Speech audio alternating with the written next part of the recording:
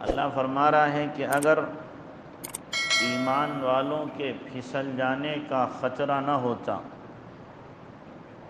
کہ ایمان والے بھی کہیں ڈگمگا نہ جائیں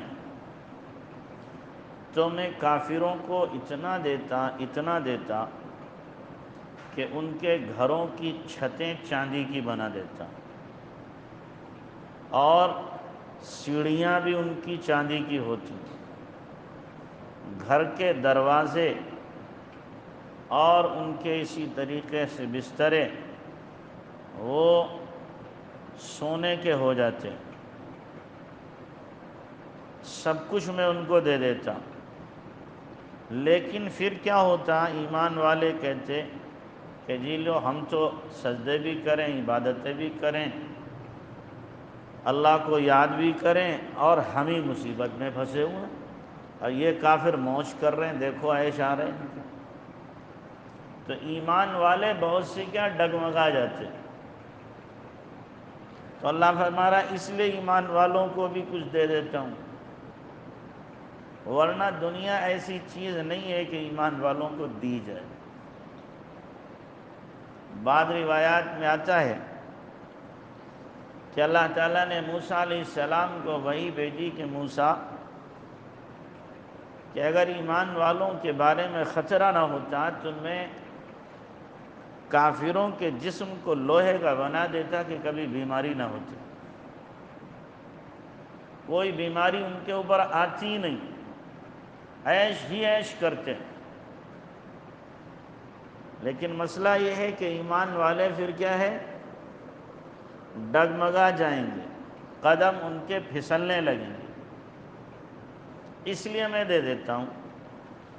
حدیث میں بھی جناب رسول اللہ صلی اللہ علیہ وسلم نے اسی لیے فرمایا لو كانت تعدل دنیا جناح بعوضۃ، اگر دنیا اللہ کی نگاہ میں ایک مچھر کے پر کے برابر ہوتی تو کافر کو ایک گھونٹ پانی بھی نہ ملتا، یعنی ساری دنیا کی حیثیت نگاہ رب العالمین میں ایک مچھر کے پر کے برابر بھی نہیں۔ اب اگر کوئی آدمی ساری دنیا کا مالک بن جائے تو کیا کہیں گے، مچھروں کے پروں کو اکٹھا کر لیا اس نے۔ اگرچہ دنیا والوں کی نگاہ میں دنیا ہی کی حیثیت ہے، اللہ تبارک و تعالیٰ اسی لیے اپنے نیک بندوں کو خاص طور سے دنیا کے پھندوں سے بچا لیتا ہے، اور اگر دنیا دیتا ہے تو اس کے نقصان سے حفاظت کرتا ہے۔ حدیث میں اللہ کے نبی صلی اللہ علیہ وسلم نے ارشاد فرمایا کہ اللہ تبارک و تعالیٰ اپنے ایمان والے بندے کو، نیک بندے کو دنیا سے ایسے بچاتا ہے کما یحمی احدکم صاحب الحمى من الماء، جیسے کہ تم میں سے کوئی آدمی بخار زدہ آدمی کو پانی سے بچاتا ہے، ایسے ہی اللہ تبارک و تعالیٰ اپنے مخصوص بندوں کو دنیا سے بچاتا ہے۔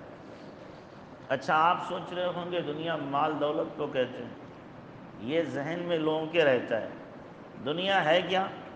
مولانا رومی نے دنیا کی تعریف بڑی اچھی کی، فرماتے ہیں چیست دنیا از خدا غافل شدن، دنیا کیا ہے؟ اللہ سے غافل ہونے کا نام دنیا ہے۔ سونا چاندی روپیہ پیسہ عورت جائیداد، اس کا نام دنیا نہیں ہے۔ جو چیز اللہ سے غافل کر دے وہ دنیا ہے۔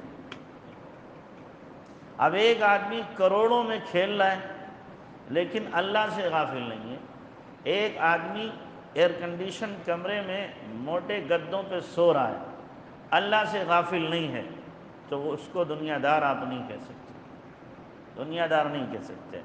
اسی لیے حدیث میں جناب رسول اللہ صلی اللہ علیہ وسلم نے فرمایا ہے کہ بعض لوگ وہ ہوں گے یذکرون اللہ علی فرش ممہدہ، موٹے موٹے گدوں پہ بیٹھ کر کے اللہ کو یاد کریں گے اور سیدھے جنت میں چلیں گے۔ تو دنیا ہم لوگ سمجھتے ہیں کس کو کہتے ہیں؟ جس کے پاس اسباب دنیا زیادہ ہوں، وہ دنیا ہے۔ اگر اسی کا نام ہے تو سلیمان اور داؤد علیہ السلام دنیا دار ہو گئے، نعوذ باللہ، وہ تو بادشاہ وقت تھے، تو ان کو دنیا دار کہنا بھی کیا ہے، بہت بڑا گناہ ہے۔ نبی سے زیادہ دیندار کون ہو سکتا ہے؟ تو اس لیے دنیا نام ہے اللہ سے غافل ہونے کا، جو چیز بھی اللہ سے غافل کر دے اس کو دنیا کہیں گے۔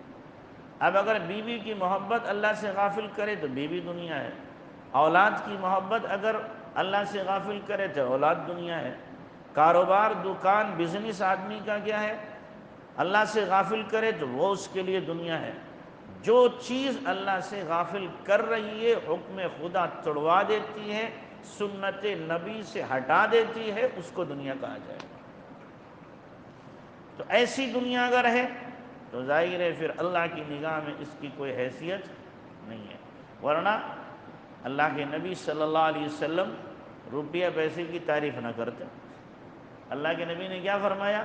نعم المال للرجل الصالح، کتنا ہی اچھا مال ہے نیک آدمی کے لیے، یعنی جو آدمی کیا ہے، متقی پرہیزگار ہے اور اس کے پاس مال ہے اور مال کا خرچ کرنا جانتا ہے، تو یہ مال اس کے لیے بہترین ذریعہ ہے جنت میں لے جانے کا، بہترین ذریعہ۔ اور ظاہر ہے کہ اگر کچھ بھی دنیا میں کسی کے پاس میں اسباب دنیا نہ ہو تو زندگی گزارے گا کیسے؟ ہو گزار ہی نہیں سکتا۔ تو اسباب دنیا کا نام دنیا نہیں ہے، اسباب دنیا میں الجھ جانا اور اللہ کو بھول جانا، اس کا نام دنیا۔ یہ دنیا چھوڑ دی ہم نے